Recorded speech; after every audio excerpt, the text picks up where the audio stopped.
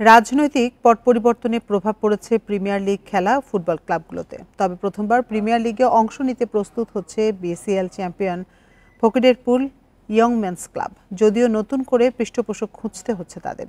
এরই মধ্যে খেলোয়াড়দের সঙ্গে চুক্তি সম্পন্ন করেছে ক্লাবটি।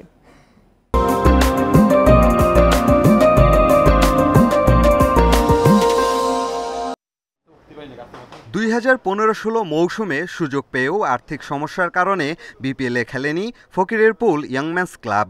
এবার সবকিছু সামলে খেলার প্রস্তুতি নিচ্ছিল বিসিএল চ্যাম্পিয়নরা। যদিও রাজনৈতিক পরিস্থিতি পরিবর্তনে নতুন পৃষ্ঠপোষকের খোঁজে ক্লাবটি। গুঞ্জন সংখ্যা কাটিয়ে বিপিএলে অংশ নিতে আত্মবিশ্বাসী তারা। এটা আমাদের এলাকার লোকাল ক্লাব, এলাকার দলমত নির্বিশেষে সবার সাথে আলাপ করছি, সবাই আশ্বাসে সহযোগিতা দিচ্ছে। গভর্নমেন্টের সভাপতি, সে একজন এলাকার সম্মানিত ব্যক্তি, তো উনি বলছে যে আমি নিজে সহযোগিতা করব। 4 থেকে 5 জন বিদেশি খেলোয়াড়ের সঙ্গে বিদেশি কোচও আনছে ক্লাবটি। তবে দল বদলের সময় না বাড়ায় প্রত্যাশা অনুযায়ী স্থানীয় ফুটবলার নিতে পারেনি তারা। ফরেন যে প্লেয়ার বিষয়টা সেটা আমরা আগেই কন্ট্যাক্ট করে রেখেছি।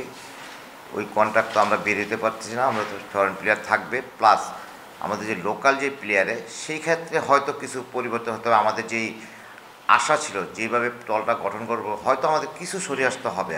ইয়ং মেন্সকে বিসিএল থেকে বিপিএলে তুলতে বড় অবদান ফরওয়ার্ড রাফায়েল টুডুর। সর্বোচ্চ গোলদাতার পাশাপাশি হয়েছিলেন আসরের সেরা খেলোয়াড়। এবার প্রিমিয়ার লিগ খেলার অপেক্ষায় তিনি। নিজেকে লাকি মনে হইতেছে যে আমরা এবার প্রিমিয়ার খেলবো, তো খুব ভালো লাগতেছে। কিন্তু মানিয়ে নেওয়ার একটু কষ্ট হলেও একটু ট্রাই করে দেখবো যে একজন ভালো পারফরমেন্স করতে পারি। বিসিএল থেকে বিপিএলে উঠেছে ঢাকা ওয়ান্ডারার্স ক্লাবও। নতুন করে পৃষ্ঠপোষকের অভাবে দোটানায় পড়েছে এই ক্লাবটিও। 2-1 দিনের মধ্যেই ওয়ান্ডারার্সের সিদ্ধান্ত জানা যাবে। পিয়াস সাহা, ইন্ডিপেন্ডেন্ট নিউজ, ঢাকা।